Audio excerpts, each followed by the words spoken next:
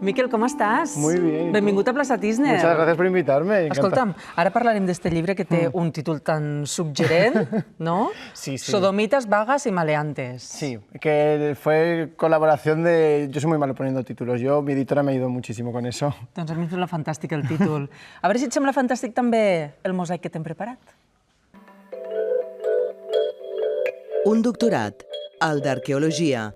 L'amor del Miquel per la investigació del passat el va dur a fer un màster en Arqueologia del món àrab i islàmic i a doctorar-se a la Universitat de Leicester.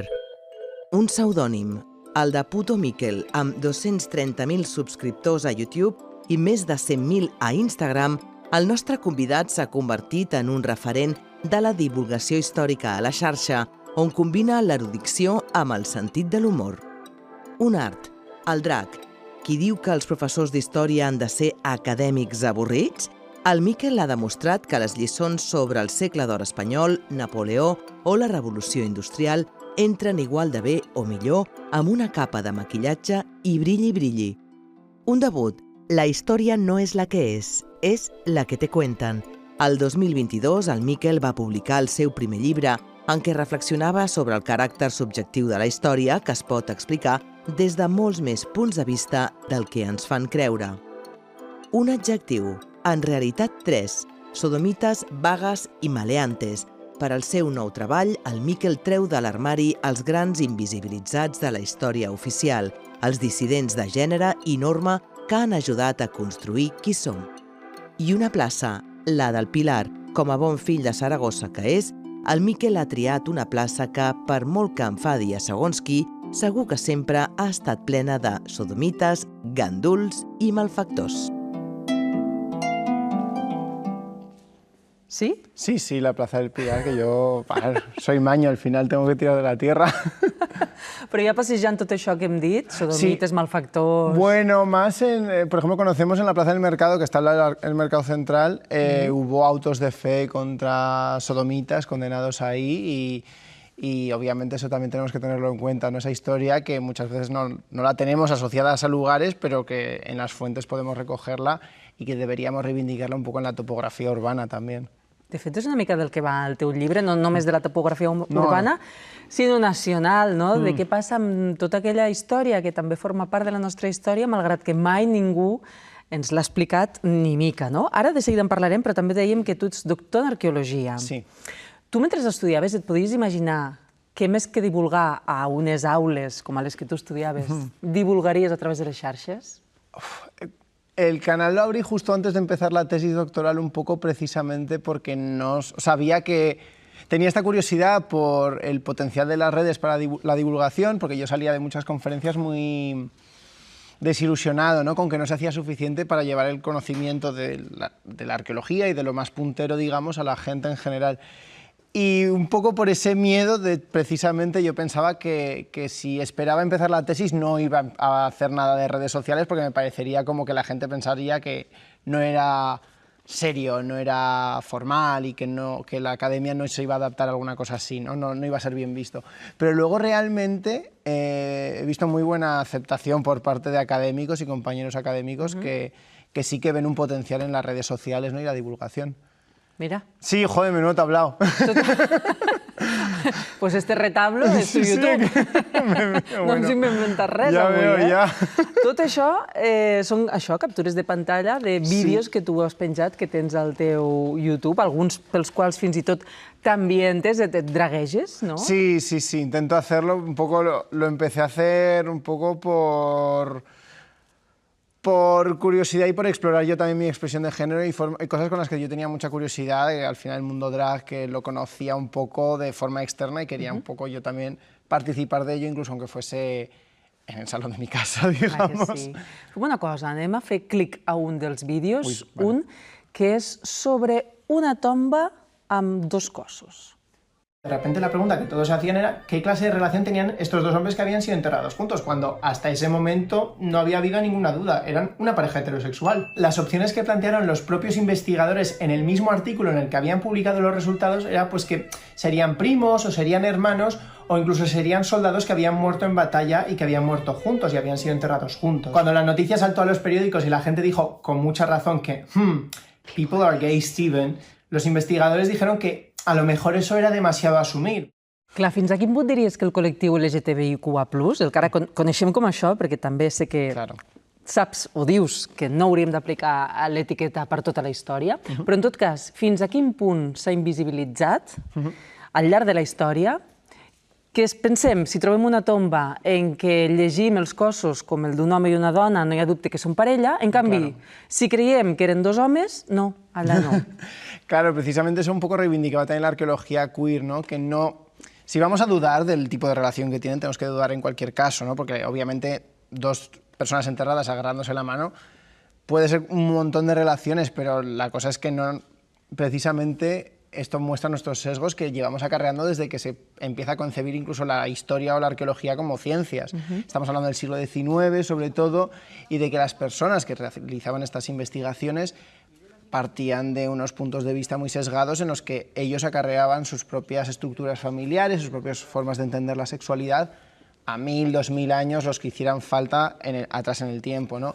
Entonces, desde la propia concepción de la historia o de la arqueología, se han invisibilizado a muchos colectivos, ya no solo el colectivo LGTBIQA+, sino también, por ejemplo, las mujeres. Hasta hace 40 años la historia de las mujeres estaba muy reducida y la arqueología de género, por ejemplo, no se concebía como algo que se podía estudiar, ¿no? Y ahora, gracias a que se han hecho esas investigaciones, sabemos de una historia muchísimo más completa, obviamente. Aquí estamos hablando de la mitad de la población, ¿no? Y entonces es algo que es un camino que tenemos que deshacer precisamente desde las raíces de la propia ciencia. Quant a les sigles, com en podem parlar d'aquells col·lectius LGTBIQA+, com coneixem avui dia, però de l'època, per exemple, de les guerres carlines? Bueno, en las guerras carlistas ahí ya estamos cerca de la medicalización del colectivo, ¿no? Al final es donde nacen las etiquetas con las que estamos más familiarizados, como homosexual o lesbiana. Estas son etiquetas que se van formando a lo largo del siglo XIX y precisamente una vez las visibilizamos, ya no como etiquetas como tal, sino esas disidencias, ¿no? Por eso a mí me gusta hablar de desviados, porque precisamente es un concepto lo suficientemente elástico como para fluctuar con la época, porque siempre ha habido una norma y siempre ha habido una disidencia.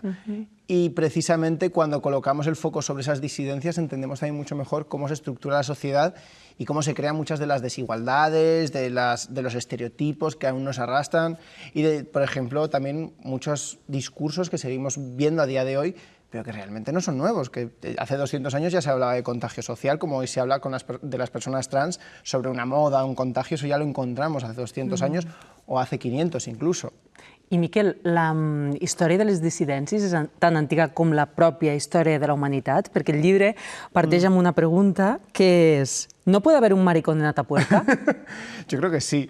Al final, toda sociedad ha creado su norma, que podemos entender más o menos inclusiva, porque no toda norma ha sido binaria, pero en el momento en que tú articulas una norma va a haber gente que no termine de encajar, ¿no?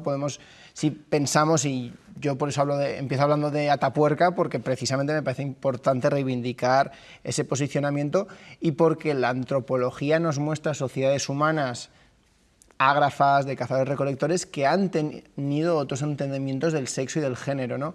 Entonces, en cuanto empezamos a formular que obviamente pudo haber disidencia sexual en Atapuerca, también empezamos a ver, obviamente no vamos a saber cómo estaba ordenado, cómo entendían el sexo y el género en Atapuerca, a ciencia cierta y con especificidad, pero sí que podemos plantear un pasado mucho más plural. Y esa disidencia muchas veces, incluso en pasados más plurales, se ha encontrado, ¿no? Encontramos que, por ejemplo, si hablamos de la sexualidad en Grecia, se habla mucho de homosexualidad, realmente no deberíamos hablar de ese modelo porque era muy distinto, era el sexo como un acto de poder, y encontramos que incluso en la antigua Grecia había disidentes, por ejemplo, que en Atenas, entre ciudadanos adultos, el sexo entre hombres estaba mal visto, solo estaba bien visto si era de un adulto a una persona más joven o a un extranjero, si había un acto de poder, pero también había sexo entre iguales que se tenía que esconder. Entonces esos eran disidentes en la antigua Grecia. Platón y Sócrates no, pero estas personas que se tenían que ir a estos espacios recónditos y que aparecen en comedias griegas, por ejemplo, sí que eran disidentes y eran gente que vivía su sexualidad de formas distintas, incluso cuando pensamos que eran pasados más plurales. Clar, el que dius, el concepte de dissidència ha anat fluctuant al llarg de la història, però quan es proscriu, quan es tanca dins l'armari tot allò que entenem com a dissidència? Esto igual no lo he entendido. ¿Cuándo se proscribe todo aquello que se entiende como disidencia, Sí. que no se acepta, y qué papel tiene en esto la Iglesia? Claro, la Iglesia, vale, eso es lo que no había entendido. No te había dicho res de la Iglesia. Ah, vale, vale. Luego en la traducción ha sido Vale. más libre. Bueno, está bien. Pues yo diría que al final, obviamente cada época ha creado su norma y su disidencia, pero por ejemplo, un cambio que vemos de la antigüedad, del modelo de la antigüedad al modelo medieval, o al mejor que se ha prolongado hasta la Edad Moderna, es la distinción entre la posición ocupada, ¿no? Porque por ejemplo en la antigüedad lo importante era eso, el rol sexual, el activo, el pasivo, y el perpetuar esa jerarquía social que encontramos. Entonces, el amo se acuesta con el esclavo, el sexo es algo que se le hace a alguien. Y con San Agustín y a partir del siglo IV en la Iglesia Católica vemos que se articula el sexo como algo que se hace en el vaso equivocado y con un fin equivocado. Entonces, lo importante en el sexo era la reproducción, y la sodomía, por ejemplo, pasa a querer decir básicamente el sexo anal entre hombres, pero también el sexo anal entre un hombre y una mujer. Y entonces sería igualmente pecaminoso, solo que en el caso de entre hombres siempre iba a ser pecaminoso porque nunca iba a encaminar a la reproducción, pero entre un hombre y una mujer también podía haber pecado. Y entonces es cuando se construye la figura del desviado, no como alguien que está haciendo algo inmoral, sino alguien que está haciendo algo contrario al orden divino, y por tanto se le puede criminalizar y se le puede perseguir de formas más activas, porque además el relato de Sodoma lo que dice es que Dios castiga a la ciudad de Sodoma por la sodomía. Y si la interpretación de ese mito es que los sodomitas fueron castigados, el rey se siente ahora legitimado para crear una ley para perseguirles, porque si no, Dios nos va a castigar. Entonces está protegiendo a la societat a través de la persecució d'aquests dissidentes. Hi ha un capítol que se centra en el segle XVII, que té un títol meravellós, que es diu Faranduleo en el siglo de oro. Sí. I allà t'ho expliques que justament al teatre del segle XVII totes les dissidències van trobar-hi un refugi. Com la cultura ha servit justament de refugi al llarg de la història, o no? O això del que estem parlant és una excepció pura y dura? Yo no diría que es una excepción, sí que hay en el teatro hay algo que permite vivir y criticar la sociedad, criticar estos tropos de la sociedad y estos estereotipos en un entorno más o menos seguro, en un espacio más o menos seguro. Entonces, tú puedes travestirte, tú puedes mostrar a la mujer haciendo cosas que no son propias de una mujer, y al final de la función, cuando cae el telón, todo vuelve a la normalidad, ¿no? Y la moraleja es que se ha restituido el orden normal. Pero en esos momentos, en esa teatralización, se ha jugado precisamente con esa norma, y se ha jugado incluso para criticarla, ¿no? Si tú muestras, por ejemplo, en el Teatro del Siglo de Oro era una práctica muy común el travestismo. Si tú travestes a una actriz y a su personaje para que empiece a hacer cosas de hombre, esa dama que de repente se convierte en un soldado, lo que estás mostrando es que las mujeres son capaces de hacer eso. Una muda no cambia nada, obviamente. Entonces, es un espacio seguro en el que pinchar un poco las normas sociales, y por eso también el vivir otras realidades que se alejan precisamente de esa norma que a veces es tan agobiante. Y yo creo que por eso, bien en el teatro, bien en los cabarets, hay una gran historia de relación entre el colectivo LGTB, ¿no? Y las mujeres y las minorías, con precisamente el mundo de la fantasía i el teatre. Miquel, ja per anar acabant, aquí a la pantalla tenim tot de persones i personatges que esmentes al llibre. Surten, pul·lulen per aquí Enric IV, per exemple, el rei Enric IV, i també el pintor Goya, dels que dius que no podem tenir la certesa que fossin heterosexuals. A ver, para empezar, porque no existía la etiqueta heterosexual. Entonces, si no hablamos de homosexuales antes del siglo XIX, tampoco vamos a hablar de heterosexuales.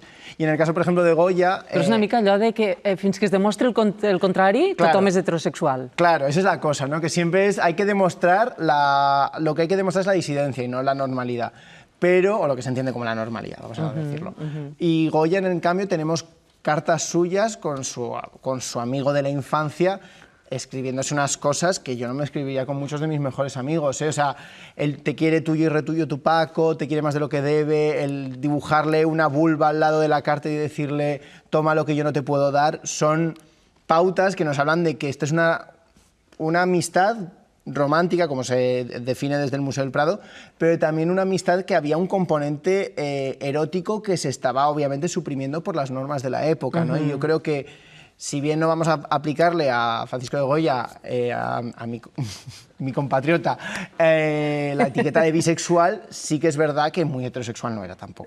Vamos a decirnos con todas las letras.